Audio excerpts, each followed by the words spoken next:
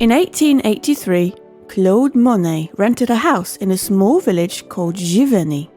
It was quiet, green, and just far enough from Paris to breathe. He liked it so much that he bought it.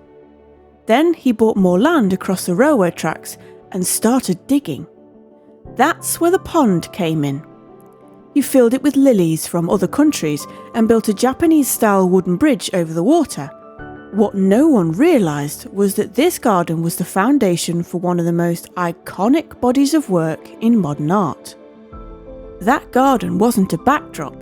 His lilies didn't float on water, they floated in time. They bent light, blurred boundaries, and slipped between reality and dream. But years of soft praise and museum merchandise sanded down their edges. They got turned into decoration, background noise for a rich aunt's hallway. Clean, quiet, and digestible. People forgot that those paintings had teeth.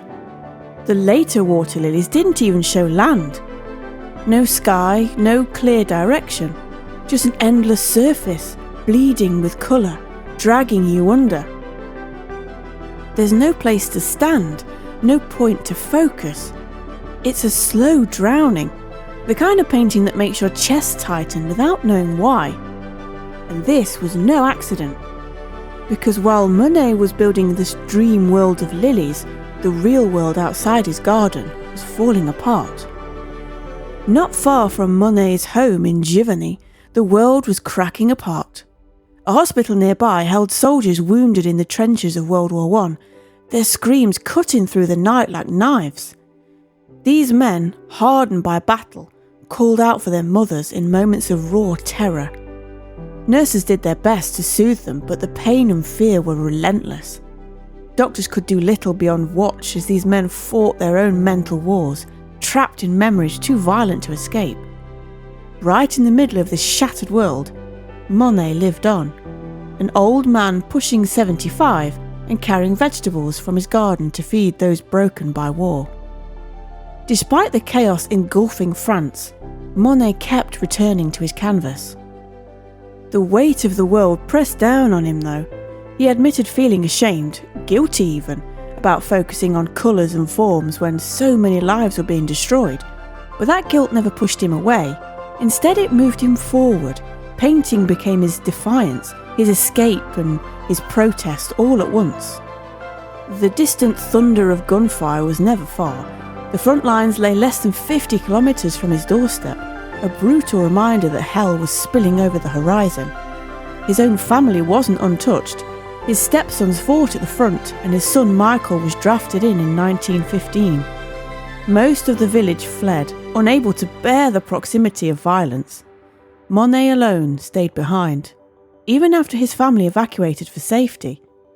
If those savages must kill me, he vowed, it will be in the middle of my canvas, in front of all my life's work. This was no retreat, it was a last stand. His garden became his battlefield, and his brushes, maybe the weapons. The lilies and irises floating in his ponds transformed into something more than mere flowers. They became symbols, messages painted in silence. If you look closely, you'll even be able to see how every brushstroke was a scream muted by the calm of his sanctuary. Yet the battle was far from peaceful. Age and cataracts clouded Monet's vision, twisting his perception and tormenting him. Frustration and despair sometimes drove him to rage. He sliced at his own paintings with razors or set them alight, furious at what his failing eyes were doing to his art. Friends had to intervene to stop him from destroying masterpieces. Still, he would not stop painting. His work from these years isn't simply beautiful decoration, it's a relentless fight against death itself. Many artists froze during the war, their creativity stifled by grief and horror. Monet stood his ground.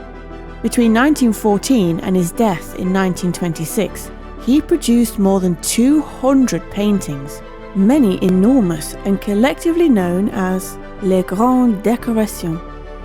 These were immersive works, designed not just to be seen, but to be entered. vast windows into a world where grief doesn't scream, but drifts like mist over his beloved water lilies. Winter was harsh in those years. The cold seeped through the studio's walls, biting and unforgiving.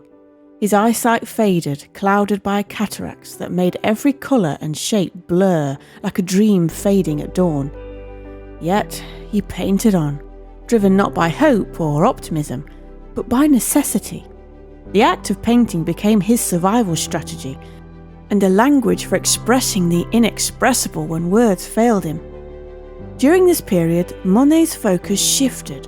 One striking series portrayed only weeping willows, no water and no flowers. The trees bent low as if mourning, their branches heavy with sorrow. They became his answer to the endless loss France was suffering. This was no patriotic banner or rallying cry.